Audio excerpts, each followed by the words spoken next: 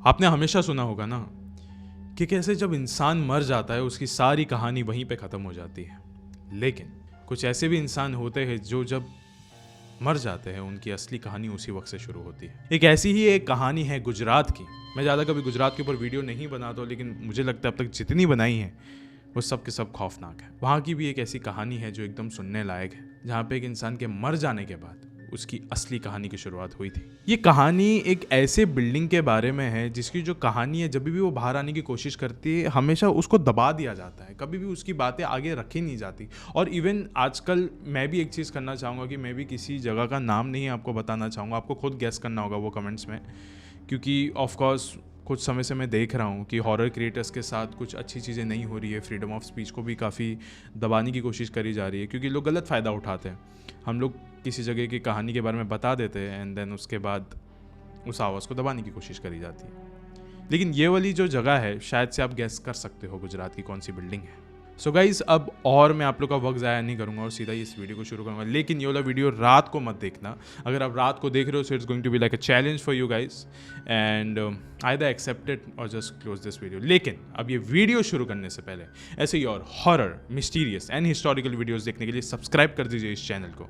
And guys please like कर दीजिए। And guys मुझे आपके कमेंट्स देखने मिले मेरे पिछले वीडियो में कि आप लोगों ने कैसा बहुत मिस किया, या फिर मैंने बहुत टाइम से वीडियो नहीं डाला है। उसका एक कुछ रीज़न था, मैं कुछ चीज़ करने में लगा हुआ था अपने लाइफ में, वेरी पर्सनल। लेकिन अब मैं वापस आ चुका हूँ, वीडियोज़ एकदम कंसिस्टेंटली अभी अपलोड होते रहेंगे, तो आप लोग को फिक्र करने की ज़रूरत नहीं है। अब ये कहानी शुरू होती है। साल था 2005 एंड अहमदाबाद के अंदर एक पुरानी बिल्डिंग हुआ करती थी जिसके अंदर कुछ लोग रहा करते थे। अरविंद, उसकी बीवी हेतल, उसकी बेटी नैना और अरविंद की माँ रश्मि जी, ये लोग उस घर में रहा करते थे। एंड ये जो घर था उनका खुद का एक व्यापार था, कपड़ों का व्यापार।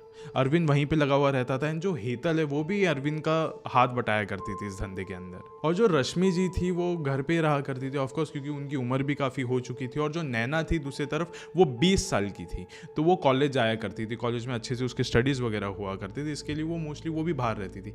पूरे घर में अगर कोई अकेले रहती थी तो वो थी रश्मि जी, अरविंद की माँ। अब यहाँ पे काफ़ी इंटरेस्टिंग बात ये थी कि जो नैना थी ना, वो अपनी माँ हेतल से इतनी ज़्यादा करीब नहीं थी जितनी उसकी दादी से करीब थी। वो हमेशा ना अपनी दादी के कमरे में जाती थी जब वो कॉलेज से आती थी, उनके पाँव दबाया करती थी, उनसे बातें किया करती थी, दिन भर क्या क्या हुआ वो बताया करती थी, उसने क्या खाया है हर एक चीज़ बताया करती थी। एंड इवन हर एक हफ्ते उनसे वो जाके कहानियाँ सुना करती थी। मुझे मालूम है गाइस कि 20 साल की उम्र की एक लड़की के लिए बहुत ज़्यादा अनकॉमन चीज़ है ये, कि कहानियाँ सुनना, ये सब चीज़ों के बारे में बात करना, दादी से इतने ज़्यादा करीब रहना। लेकिन ये सब कुछ था, साल 2005 की बात है।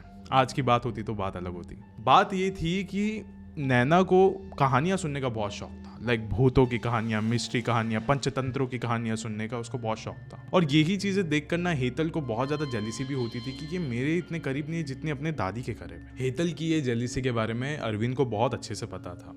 लेकिन जब अरविंद के पिता का देहांत हुआ था उस वक्त उसकी माँ रश्मि जी बहुत ज़्यादा अकेली हो गई थी। इसके लिए उन्होंने उसको गांव से बुला लिया था कि आप हमारे साथ आके रहो। इसके लिए अरविंद ने भी कुछ भी नहीं कहा उनके जेलिसी के बारे में, क्योंकि वो खुद चाहता था कि वो अपनी माँ के साथ रहे। लेकिन हर वक्त ना उनको लेकर हमेशा झगड़े होते ही रहते थे रश्मि जी को लेकर, कि नहीं ये तुम्हारी माँ ऐसी है वैसी है।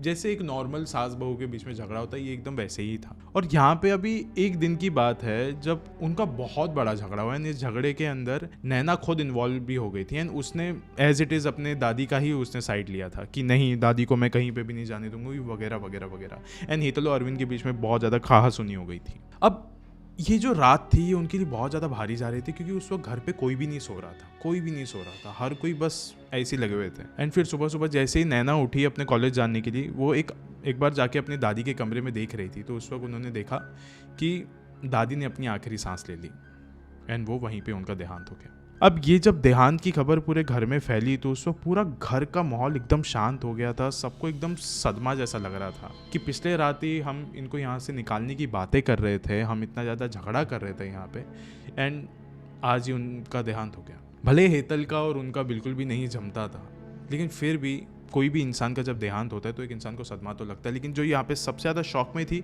वो थी नैना। उसको ऐसा लग रहा था कि उसका सबसे ज़्यादा चहीता दोस्त, उसका बेस्ट फ्रेंड की मौत हुई है एंड यही चीज़ वो फील कर रही थी। एंड अभी उसी दिन दादी का अंतिम संस्कार भी कर दिया था इन्होंने।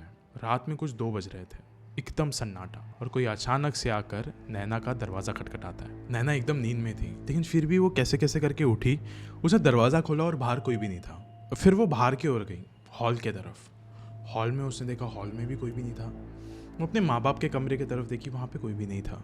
फिर वो अपने कमरे में वापस जाने की ही कोशिश करी थी कि तभी उसको एक अजीब सी महक आई। ये एक तेल की महक थी जो उसकी दादी अपने सर पे लगाया करती थी। वो वहीं पे रुक गई। उसको सारी यादें वापस से आ गई, लेकिन उसको ऐसा लग रहा था ये वो समय नहीं है कि मैं उनको याद करूं, बट ऐसे समय पे वही महक मुझे वापस आ रही है, क्यों? ठीक है, उसको बाकी तो कुछ महसूस नहीं हुआ। वो वापस गई, वापस जाके सो गई। एंड जैसे ही वो सुबह उठी, वो अपने माँ बाप के पास गई और अपनी माँ से पूछा कि मम्मा ऐसा हुआ है क्या कि आप रात को आए थे मेरे कमरे में, आपने 2-3 बार खटखटाया और फिर आप वापस चले गए सोने। नैना को बहुत अच्छे से पता था कि इनमें से कोई भी चीज़ें उनके माँ बाप ने करी ही नहीं है, उसको खुद को पता था, लेकिन सिर्फ रिएक्शन देखने के लिए उसने एक बार के लिए ये सवाल किया था। फिर हेतल ने कहा कि नहीं, मैंने तो ऐसा नहीं किया, लेकिन ये एग्जैक्ट चीज़, ये सेम टू सेम चीज़ मेरे साथ भी हुई है। और उस वक्त मुझे लग रहा था कि वो नैना तू थी।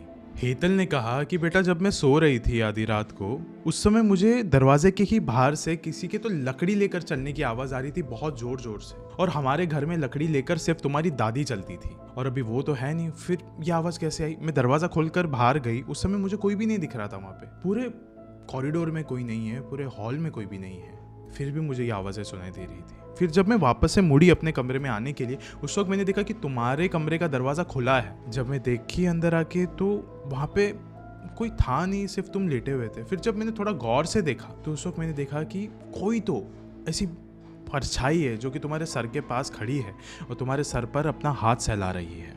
मैंने अपनी आंखें मली और वापस से देखा तो वहाँ पे कोई भी नहीं था। फिर मैंने आकर बोला दरवाज़ा बंद कर दिया और आकर वापस से सो गई। लेकिन मैं इतनी ज़्यादा गहरे नींद में थी उस वक्त कि मुझे पक्का यकीन नहीं है कि जो भी हुआ उस समय वहाँ पे, वो वाकई में हुआ था कि नहीं हुआ था। ये सारी ही बातें अरविंद और नैना बहुत गौर से सुन रहे थे, और नैना को बहुत अच्छे से पता था कि जो उसके साथ हुआ और उसकी माँ के साथ हुआ, दोनों का लिंक है उसकी दादी के साथ। और ये बहुत ही ज़्यादा पेचीदा लग रहा था सुनने में। अब जब उसी शाम नैना अपने घर पर वापस लौट रही थी उसके कॉलेज से, उस समय क्या हुआ कि हेतल का उसको कॉल आया। एंड हेतल ने कहा कि बेटा, आज दुकान में ग्राहक बहुत ज़्यादा है, तो इस रीज़न की वजह से हम लोग थोड़ा लेट आएंगे, लेकिन तुम फ्रेश वगैरह होके खाना वगैरह चाहिए तो खुद ही बना लेना। फिर नैना अपने कमरे में गई और अपने वॉशरूम में चली गई, वो थोड़ा सा फ्रेश होने के लिए।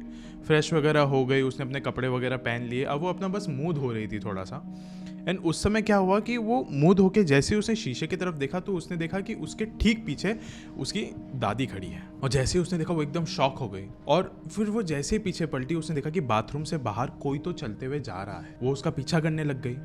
एंड जैसे वो उसके पीछे पीछे चलने लग गई, वो सीधा हॉल रूम में आ गई। एंड वापस से वहाँ पे कोई भी नहीं था, लेकिन उसके दादी के बालों में वो जो तेल लगाया करती थी, वही महक उसको वापस से आ रही थी। वो बहुत ज़्यादा शॉक हो चुकी थी, लेकिन उसी के साथ साथ उसको ऐसा लग रहा था कि मैं अपनी दादी से बहुत ज़्यादा अटैच थी, इसके लिए ये सारी अजीबोगरीब चीज़ें मेरे साथ हो रही है। फिर उसके माँ बाप शाम को आए वापस, और शाम को आने के बाद नैना ने सब कुछ सच सच बता दिया कि ये सारी चीज़ें हुई है मेरे साथ। अरविंद बहुत ही ज़्यादा चौकन्ना हो गया था ये सब कुछ सुन के। फिर अरविंद ने कहा, अभी कुछ भी हो जाए, मैं नैना को अकेला नहीं छोड़ूंगा। वो जब कॉलेज से आएगी तभी भी हेतल घर पे ही रहेगी, और जब वो रात को सोएगी तब उस वक्त भी वो मेरे और हेतल के कमरे में ही सोएगी। अब ये सारी ही बातें अरविंद तो कह रहा था, लेकिन उसको पता नहीं था कि उसकी बातें कोई और भी सुन रहा था। अभी कुछ दिन बीत चुके थे।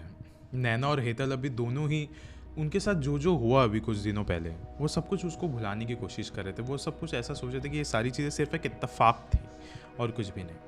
उन दोनों की बॉन्डिंग भी अभी बहुत ज़्यादा स्ट्रांग हो रही थी। ये वैसी ही टाइप की बॉन्डिंग थी जैसे कि नैना की हुआ करती थी उसकी दादी के साथ। अब इस बॉन्डिंग को देखकर एक ऐसा शख्स को ना जलन होने लग गई थी, एक ऐसा शख्स जो कि इस दुनिया में है भी नहीं।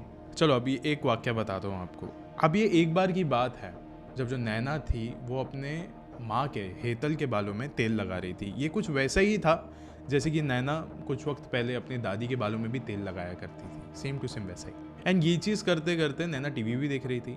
उसी समय उन लोगों को ऐसा लगा कि किचन से कुछ बर्तन ही नीचे गिरे हैं। उनको लगा शायद से हुआ रहेगा, कोई ना कोई ऐसा कबूतर वगैरह आ गया रहेगा, उससे नीचे गिर गया रहेगा। फिर वापस से गिरने की आवाज़ आई, फिर धनाधन गिरने की आवाज़ें आने लग गई। एंड वो दोनों उठे, नैना ने टीवी का बटन बंद किया एंड वो लोग अभी गए किचन के अंदर, और जाके देखे तो सारे के सारे शेल्फ अभी खुले हुए थे। जैसे कि जो कोई भी है उसने एकदम जानबूझ के सारे के सारे जो भी बर्तन थे सबको नीचे खींच लिया हो। और उसी वक्त नैना को आवाज़ आई हॉल से, टीवी वापस ऑन हो चुका था।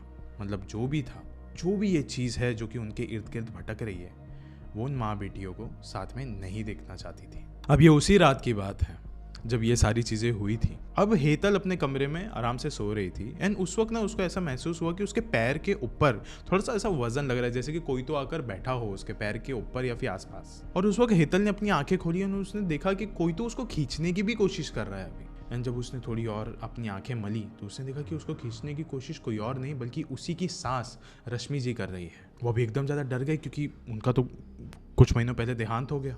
वो हाथ पैर मारने की कोशिश कर रही थी, जो भी आसपास दिख रहा था वो फेंकने की कोशिश कर रही थी, लेकिन चिल्ला नहीं पा रही थी क्योंकि उसकी आवाज़ अटक गई थी। क्योंकि जब इंसान एकदम ज़्यादा शॉक में हो चुका हो, चौंक चुका हो, तो उस वक्त वो इंसान की आवाज़ बाहर नहीं आएगी। अब अचानक से हेतल की आवाज़ फाइनली बाहर निकली। उसने ज़ोर से चिल्लाया, सब लोग उठ गए, अरविंद भी और नैना भी। और जब अरविंद और नैना ने इस वक्त देखा कि आसपास क्या हो रहा है, तो देखा कि वाकई में हेतल के बालों को पकड़ी नैना की दादी वहाँ पे खड़ी थी। और उन्होंने अब कैसे कैसे करके उसको छुड़ाया एंड उस वक्त वो लोग भागते हुए उस घर से बाहर निकले। और फिर अरविंद ने नैना को कहा कि बेटा मुझे नहीं लगता कि आज की रात हमको यहाँ पे रहना चाहिए। आज की रात ये पूरा घर हमें उस रूह को दे देना चाहिए जो कि यहाँ पे भटक रही है, तुम्हारी दादी की रूह को। अब अगले दिन अरविंद और उसके परिवार वालों ने कुछ तांत्रिकों को बुलाया, घर पे पंडितों को बुलाया।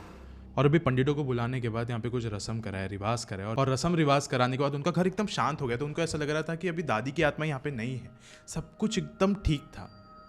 लेकिन नैना के पास कुछ ऐसी ऐसी बातें थी जो कि उसने कभी भी अपने माँ बाप को बताया नहीं। जैसे कि जब भी वो अपने कमरे में आधी रात को सो रही होती है, उसको खुसफुसाने की आवाज़ आती है, जैसे कि कोई तो आके उसके सर के पास आकर बैठा हो, उसके सर पे हाथ घुमा रहा हो, हाथ सहला रहा हो और उसको कुछ कहानियाँ सुना रहा हो। ये सारी चीज़ें होती थी नैना के साथ। लेकिन वो हर वक्त इसको सिर्फ एक बुरा सपना समझ के भूल जाया करती थी। और आज इस वीडियो के अंत में भी मैं आपसे बस इतना ही कहना चाहूँगा कि जब एक इंसान मर जाता है, चाहे वो आपका अपना क्यों ना हो, आप ऐसा मत सोचिए कि वो आपके बारे में अच्छा सोचेगा। वो इंसान जो आपका अपना है वो सिर्फ इस दुनिया में ही आपके अच्छे के बारे में सोचेगा, मर जाने के बाद नहीं। शुक्रिया।